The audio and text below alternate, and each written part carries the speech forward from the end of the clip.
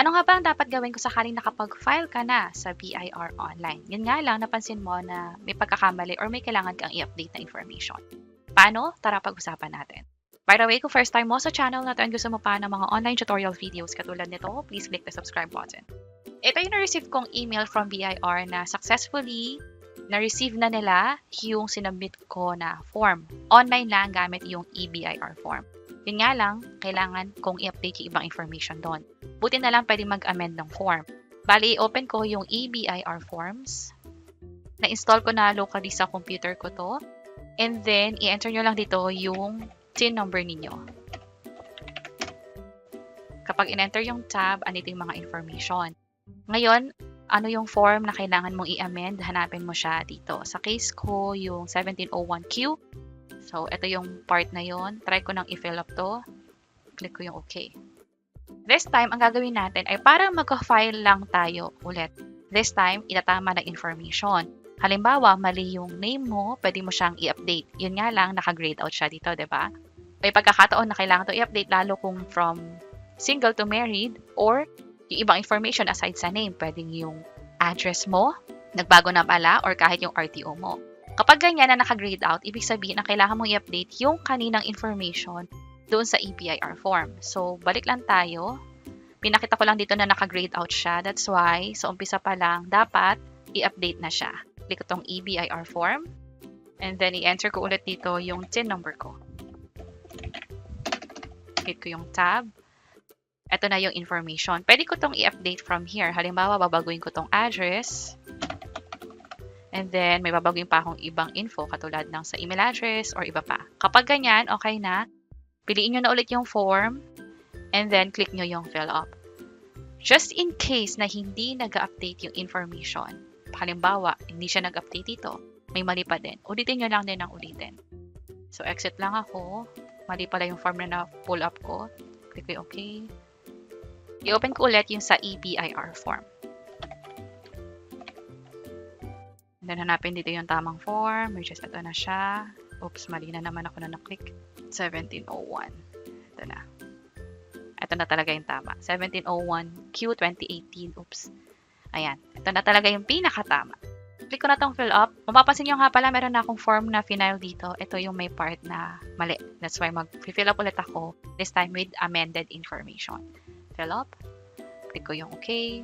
And sa akin, ang nagkamali ako is yung mismong amount. So, hindi ko na kailangan i-update yung name dito. Pero nasabi ko kanina na just in case ito yung nagkamali, pwede niyong baguhin. Kanina, nung inopen yung sa eBIR form. This time, mag-update na tayo dito. Anong quarter? Third. Amended return? Yes. And then, hindi kailangan i-update to. Professional. 8% income tax rate. Depende sa inyo kung nag-file kayo sa DTI. Single proprietor yung pipiliin ninyo. Pero sa akin, professional at 8% income tax rate yung final ko. Makikita nyo rin naman siya doon sa mismong COR ninyo. Ito yung sa akin.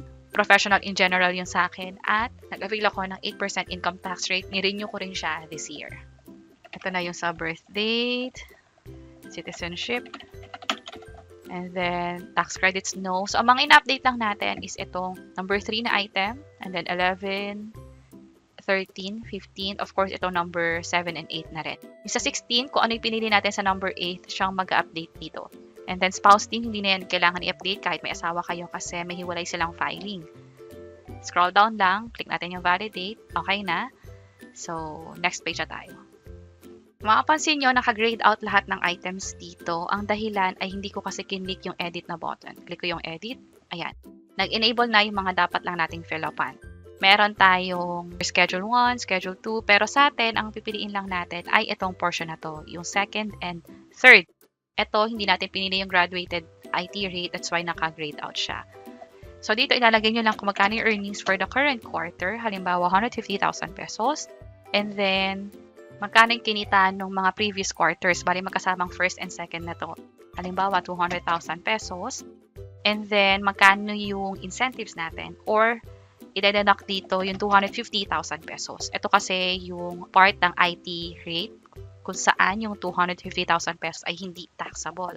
And then, kung may binayaran kayo nung first or second quarter, ilalagay nyo siya dito sa tax payments for the previous quarter. Makapansin nyo, 8,000 dapat yung payables. Pero halimbawa, nung last quarter, nagbayad na ako ng 4,000 pesos. Ito na lang yung babayaran natin for the quarter. Halimbawa, okay na lahat, i-click tong validate, successful, pero kailangan pa natin tong i-submit. So, ang gagawin ko, i-submit ko na tong final copy. Balik lang ako sa previous page. Andito ulit yung dapat kong bayaran na tax na. This time, ito na talaga yung tama. Kanina kasi mas malaki kasi nakalimutan kong ilagay yung binayaran kong tax last quarter, which is ito yon. This time, submit ko na tong final copy. Click ko yung okay. Okay lang ulit tayo. So, usual na nagiging experience ko sa umpisa, nagkakaroon talaga ng error. Click ko lang yung okay.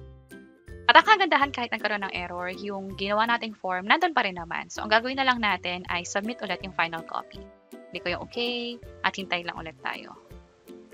Successful na at maghintay ng email from BIR. Click ko yung okay, and then click ko ulit yung close. Ang gagawin ko ay hindi muna ako magbabayad. Hihintayin ko muna yung mismong email ng BIR. And this time, yung email naman ay hihintayin na natin. Within the day, hintayin natin, pwedeng umabot ng the following day. Depende kung marami nagka-file. Also, kung malapit na kayo sa deadline nag-apply. Ang deadline nga pala for 1701Q ay 45 days after nung natapos na quarter. So, sa third quarter, ang pinaka-deadline niya ay November 15 talaga. So, mag-file ng mas maaga para nga naman hindi rin magkaroon ng issue sa pagpa-file. And speaking sa ma-receive na email din, ganito yung itsura ng email na ma-receive ninyo. From there, pwede na kayo magbayad online. At meron din kami ginawang hiwalay na tutorial video tungkol dyan. Pwede nyo nang i-check yung mga video sa bandang baba. Sana makatulong and see you sa mga next videos. Bye-bye!